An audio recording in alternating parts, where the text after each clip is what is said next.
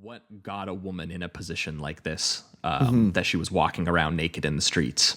And, then he obviously also creates a young kid who he's like, I'm going to have him do a coming of age story and a little bit of a loss of innocence story, something you've maybe seen before, but I'm also going to make him like a horny detective who gets into a weird Oedipal sadomasochistic relationship with this woman and turns into this weird, traumatizing, seductive, and scary experience that all of these people kind of go on, together. And I mean, that's where you can feel that he's, intentionally kind of upsetting the innocent Boy Scout, maybe upbringing that he might have had, and trying to reconcile it with some of the more ugly and upsetting things that you see around the world. And he's always been someone willing to go into more forbidden or, taboo kind of places like that. Like to have a protagonist who's so obviously indulging his like darker and kind of kinkier impulses and his like his fantasies a little bit, while also,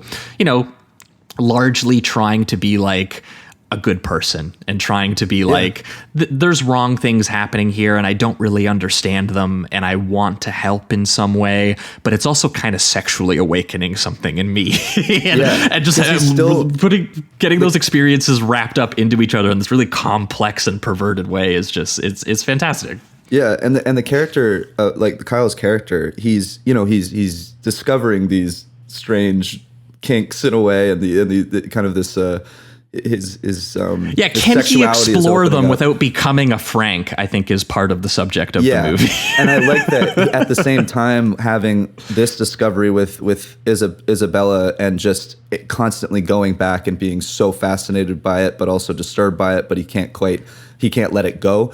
He also has the relationship he has with Laura Dern's character, and that is the more like, that's the more classic, kind of grounded 50s romance, of like young lovers, but it's so much more complicated. The two genders, the two signs, which direction are you going in? and it's so much more complicated with Lynch, because aside from what they're dealing with, both of them are also kind of having this strange thing where Laura Dern's character does have a boyfriend. Kyle is clearly trying to woo Dern in some way, but then he's completely enamored by Isabella. So there's a lot more complications and seediness to even the young love in this, and I think that is true Lynch to complicate it that way. Yeah, no, I think he finds like all kinds of like, even if you could very simply and like log line describe some of the things that happen in this movie, I think there's always like moments and little bits that he fits in that complicate it and make you feel weirder about it. And, like even when he's, doing the open, I mean, the opening of the movie is a masterclass and is kind of like the movie in microcosm, where it's like, it gives you these old school sort of noir-y sounding orchestral songs over top of the sort of blue velvet curtain of the lounge club. And it fades into the 60s version of the She Wore Blue Velvet.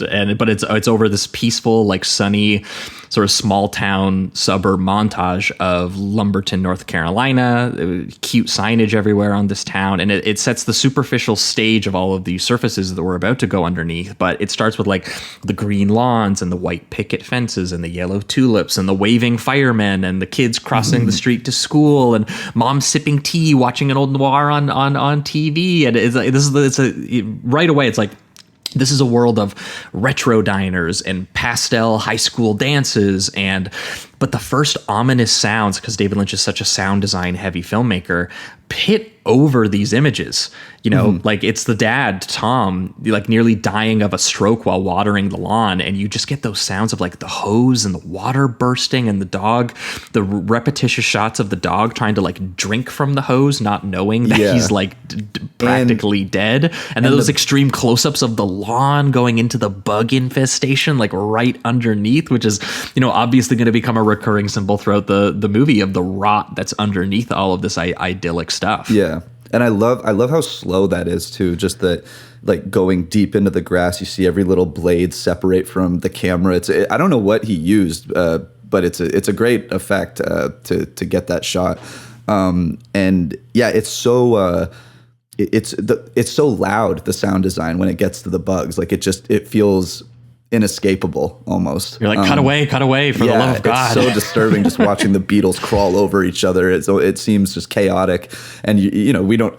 It seems just filthy. That's it. Like no reason, just filth and it's coming to the surface. It's awesome. And I also like, as he's doing all these shots of the pristine neighborhood, like the children crossing the road and all that, he does have the one woman that's watching the noir. I think the very first image that you see of that is a gun, and so it's kind of the first violent thing that danger. You see. But it's just on the television at first.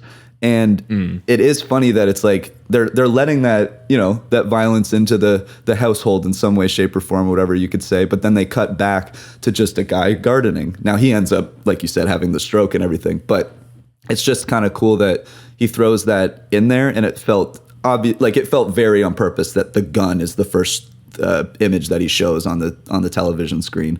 Also, I just love the opening because when we get to the ending, he uses the same exact images, and it's kind of like an opening and closing of a book in some way. Yes. And I thought that was very cool too. There's like a full circle effect to it. It's very awesome. Yeah. Well, I really do love that shot of the camera sinking into the grass, the overwhelming sounds of the bugs, which, turn into these other images of the gas mask that he uses, the exterminator disguise.